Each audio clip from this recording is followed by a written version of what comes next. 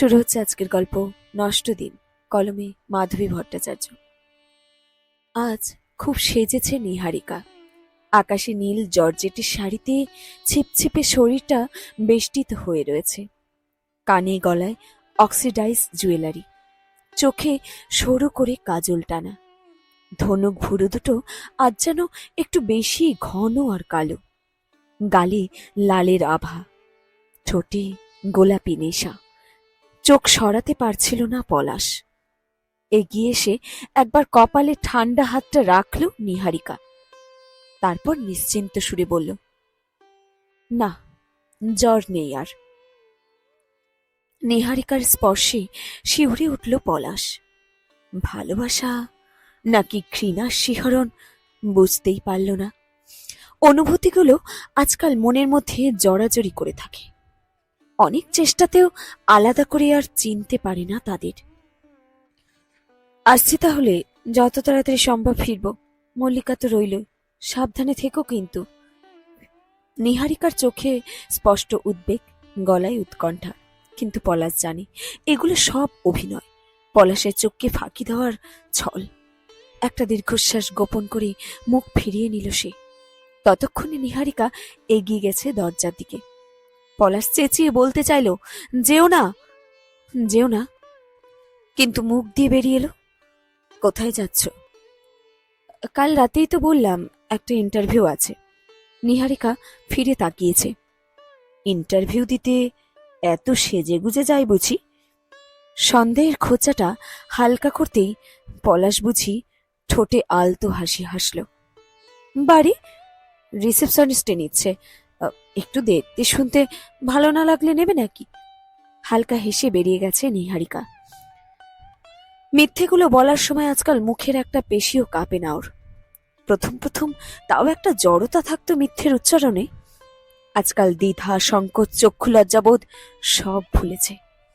দিন দিন বেপরোয়া হয়ে উঠছে। ধরা পড়ার ভয়টা কেটে গেছে। অসুস্থ অক্ষম স্বামী ধরতে পারলেও বা কি করতে পারবে?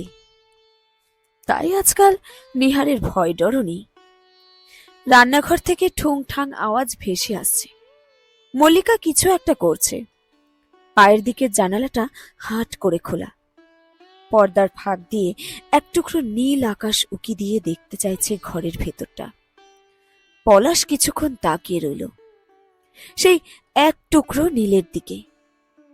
হাওয়া নেই বলে পর্দাটা একটু নড়ছে না, নইলে দেখতে পেত জানালার বাইরে কাঠচাপা গাছ ভরে আছে ফুলে। সুন্দর মিষ্টি একটা গন্ধ ভেসে বেড়াচ্ছে ঘরের মধ্যে। পলাশ হঠাৎ উঠে বসল। ধর্মর করে উঠেছে বলে হয়তো মাথাটা টলে উঠেছে। ঝিমঝিম করছে শরীর। কিছুক্ষণ চোখ বন্ধ করে রেখে নড়বড়ে শরীরটাকে একটু থিতু করতে চাইল। তারপর হাফ ধরা গলায় ডাকল, মল্লিকা, এই মল্লিকা। বছর 22-এর ছিপছিপে মেয়েটি দৌড়ে এলো। ওর ভেজা হাত থেকে এখনো জল গড়িয়ে পড়ছে। কি হয়েছে দাদা, বাথরুমে যাবেন নাকি? মল্লিকার সহজ সরল চোখ দুটোতে মমতা মাখানো। না না, তুই একটু রুম ফ্রেশনারটা স্প্রে করে দে তো। কেন দাদা? মল্লিকার অবাক চোখের তারা কাঁপে তিত্তির করে। গন্ধ পাচ্ছিস না? এত দুর্গন্ধ নাকে লাগছে না তোর? পলাশ হিসহিস করে ওঠে। আর কথা না বাড়িয়ে মল্লিকা রুম ফ্রেশনারটা স্প্রে করে দিতে থাকে ঘরের কোণে কোণে। ওর দু কাঁধের পেছন দিয়ে নেমে আসা হলুদ ওড়না কোমরের কাছে গিট দিয়ে বাঁধা। হলুদ নীল ফুলছাপ কামিজ পরা মল্লিকা গজগজ করতে থাকে, কি জানি বাপু, আমি তো ঘর পরিষ্কার করে মুছে দিয়ে গেলাম, কোনো দুর্গন্ধ তো পাচ্ছি না। দিব্যি সুন্দর গন্ধ করছে ফুলের। পলাশ শুয়ে পড়ে আবার। মল্লিকা দুর্গন্ধ পাবে কি করে? শরীর পড়ছে তো পলাশের, মল্লিকার তো নয়। শুধু কি শরীর? যেদিন থেকে শরীরে পচন ধরেছে সেদিন থেকেই চারপাশও পচে যাচ্ছে, পচে গিয়ে গন্ধ ছড়াচ্ছে। যা কিছু পলাশের একান্ত নিজস্ব ছিল সব নষ্ট হয়ে যাচ্ছে, সব। মল্লিকা চলে গেছে নিজের কাজে। হালকা লেবুর গন্ধে ভরে আছে ঘরের বাতাস। তবু পলাশ জানে দুর্গন্ধ যায়নি, যাবেও না কোনোদিন। বালিশে মুখ গুজে দেয় সে। অক্ষম অসহায় অশ্রু গড়িয়ে নামতে থাকে গাল বেয়ে।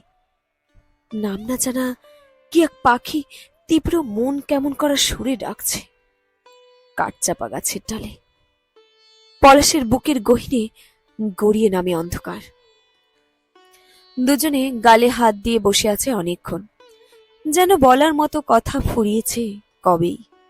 অঞ্জনা জানালা দিয়ে বাইরে তাকিয়ে থাকে। দিনের আলোর তেজ ফুরিয়ে আসছে একটু একটু করে। কলকাতার বুকে আরেকটা সন্ধ্যা নামবে ধীরে ধীরে। জানালা থেকে চোখ সরিয়ে নিহারিকার দিকে তাকালো অঞ্জনা। উড়ু ঝুড়ু চুলগুলো বাহাতের আঙুল দিয়ে গুছিয়ে নিতে নিতে বলল, কিরে, ডোনার পাওয়া গেল? না, এখনো সেরকম খবর নেই। তবে পাওয়া যাবেই, পেতে আমাকে হবেই, হাল ছাড়বো না কিছুতেই। নিহারিকার শক্ত মুখখানার দিকে কিছু সময় তাকিয়ে রইল অঞ্জনা। ধীরে ধীরে বলল, এভাবে আর কতদিন? যতদিন চলে। অনিশ্চয়তা খেলা করে যাচ্ছে নিহারিকার চোখ দুটোতে। তোর মনে হচ্ছে না বড্ড তাড়াহুড়ো করে ফেলেছিস? আর একটু ধৈর্য ধরতে পারতিস না? সেই সময়টা যে নেই রে। যে করে হোক পলাশকে সুস্থ করে তুলতেই হবে, তারপর সব ঠিক হয়ে যাবে দেখিস। কিন্তু যদি কেউ ধরে ফেলে? আশঙ্কার ছায়া অঞ্জনার মুখে। সে ভয় নেই, ওরা নাম ধাম পরিচয় সব গোপন রাখে। ক্লায়েন্টরা সমাজের উঁচুতলার লোক, সবকিছুই খুব সাবধানে লুকিয়ে রাখা হয়। অঞ্জনা চুপ করে থাকে। ওর চোখের তলায় বিষাদের কালো অন্ধকার। সেদিকে তাকায় নিহারিকা প্রায় হাহাকার গলায় বলে, পলাশের কিডনি দুটো খারাপ হতে গেল কেন বলতো? বেল বেজে উঠেছে। মল্লিকা ছুটে গেল দরজা খুলতে। নিহারিকা ঢুকেছে ঘরে। পলাশ তাকিয়ে আছে টিভির দিকে। নিহারিকা ঝুঁকে পড়ে আলতো স্নেহের হাত বুলিয়ে দিল পলাশের গালে কপালে। এলোমেলো চুলগুলো গুছিয়ে দিল যত্ন করে। শরীর ঠিক আছে তো তোমার? কোনো কষ্ট নেই তো? কুকুরের মতো না কুচু করে নিহারিকার গায়ের গন্ধ শুকে নিতে চাইল পলাশ। অন্য পুরুষের গায়ের গন্ধ, ব্যভিচারের গন্ধ নিহারিকার শরীর জুড়ে। গাটা গুলিয়ে উঠল ওর। মুখ অন্যদিকে ফিরিয়ে নিষ্প্রাণ কণ্ঠে জিজ্ঞেস করল, তোমার ইন্টারভিউ কেমন হলো? ওই একরকম, দেখা যাক কি হয়। যাও চেঞ্জ করে নাও, তোমার গা থেকে গন্ধ ছাড়ছে। পলাশের মুখ শক্ত। সরে গেছে নিহারিকা। চোয়াল শক্ত করে সেদিকে তাকিয়ে রইল পলাশ। আজকাল শরীরে জোর নেই। ফোলা দুর্বল দুটো পায়ে উঠে দাঁড়ানোর শক্তিই নেই। ডাক্তার বলেছেন সারা শরীরে নাকি জল জমেছে। ফুসফুসেও জমতে শুরু করেছে জল। প্রায় তীব্র কাশি হয়, শ্বাসকষ্ট হয়। কিন্তু সব কষ্টকে ছাপিয়ে যায় নিহারিকাকে নিজের চোখে খারাপ হয়ে যেতে দেখার কষ্টে। এই কষ্টের কোনো মলম নেই, ওষুধও নেই। আজকাল মৃত্যুকে ভয় পায় না আর পলাশ। সবজি আর চিকেন দিয়ে তৈরি করা পাতলা স্যুপ বাটি ভরে নিয়ে এসেছে নিহারিকা। পলাশের রাতের খাবার। পিঠের পেছনে বালিশ দিয়ে উঁচু করে পলাশকে বসিয়ে দিয়েছে। চামচে করে একটু একটু স্যুপ তুলে দিচ্ছে মুখে। আর কিছুদিন পলাশ, আর মাত্র কিছুদিন, দেখবে ডোনার ঠিক পেয়ে যাব, আবার সুস্থ হয়ে উঠবে তুমি। নিহারিকার চোখে আশার ঝিলিক। তা দেখেও দেখল না পলাশ। এক ধাক্কায় চামচটা ছিটকে ফেলে দিল মেঝেতে। কি হলো? নিহারিকার ভয়ার্ত দু চোখে তীব্র বিস্ময়। দুর্বল হাতে নিহারিকার হাত চেপে ধরেছে পলাশ। এইভাবেই একটু একটু করে না মেরে একেবারে মেরে ফেলো আমায়। পলাশের দু চোখ জ্বলছে ধক ধক। হাত ছাড়িয়ে নিয়ে সভয়ে পিছিয়ে গেছে নিহারিকা। কি বলছো কি তুমি? বুঝতে পারছো না? ডাক্তার, ওষুধ, সপ্তাহে 2 বার ডায়ালিসিস। মল্লিকা, এত কিছু আসে কোথা থেকে? হ্যাঁ, তোমার জমানো টাকা থেকেই তো। বিড়বিড় করে নিহারিকা। জমানো টাকা? কোথায়?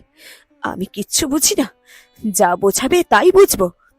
উন্মাদের মতো চেঁচায় পলাশ, হাঁপায় দম নিতে গিয়ে। ওর চোখ মুখ রক্তবর্ণ, ঘামছে দরদর। একি একি এরকম করছো কেন? প্লিজ চুপ করো, প্লিজ একটু চুপ করো। ভয়ার্ত নিহারিকা ছুটে এসে স্বামীর পিঠে বুকে হাত বোলাতে গেল। পরক্ষণে পলাশের দুর্বল দুহাতের ধাক্কায় ছিটকে পড়ল মেঝেতে। আমি আমি বাঁচতে চাই না, মেরে ফেলো আমায়, এক্ষুনি মেরে ফেলো। পলাশ হাঁপাতে থাকে। নিহারিকা পাথরের মতো বসে থাকে, শূন্য দুচোখ মেলে তাকিয়ে থাকে পলাশের দিকে।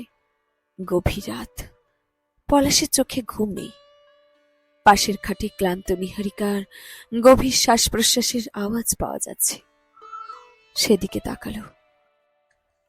অস্বাভাবিক জলজল করছে ওর চোখ দুটো। দুহাতে ভর দিয়ে বিছানায় উঠে বসল সে। ফোলা পা দুটো মেঝে স্পর্শ করল সাবধানে। টলতে টলতে এগিয়ে গেল নিহারিকার বিছানার দিকে। কাছে দাঁড়িয়ে অপলক দৃষ্টিতে তাকিয়ে রইল প্রিয় মানুষটার দিকে। ধীরে ধীরে হাতে তুলে নিল বালিশ। অল্প কিছুক্ষণের ব্যাপার, তারপর সব যন্ত্রণার মুক্তি। বালিশটা আস্তে আস্তে নামিয়ে আনতে লাগলো পলাশ। চাপা দেওয়ার ঠিক আগের মুহূর্ত নিহারিকা ঘুমের মধ্যেই মুখ ফেরালো। চমকে উঠে পলাশের হাত থেকে বালিশটা পড়ে গেছে।